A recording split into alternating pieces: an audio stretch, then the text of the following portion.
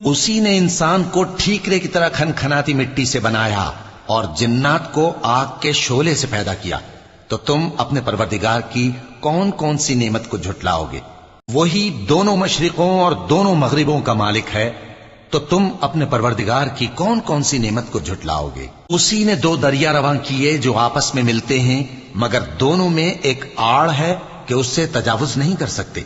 تو تم اپنے پروردگار کی کون کون سی نعمت کو جھٹلاؤ گے؟ ان دونوں دریاؤں سے موتی اور مونگے نکلتے ہیں، تو تم اپنے پروردگار کی کون کون سی نعمت کو جھٹلاؤ گے؟ اور جہاز بھی اسی کے ہیں جو سمندر میں پہاڑوں کی طرح اونچے کھڑے ہوتے ہیں، تو تم اپنے پروردگار کی کون کون سی نعمت کو جھٹلاؤ گے؟ جو مخلوق زمین پر ہے سب کو فنا ہونا ہے، اور تمہارے پروردگار ہی کی ذات جو صاحب جلال و کرم ہے باقی رہے گی،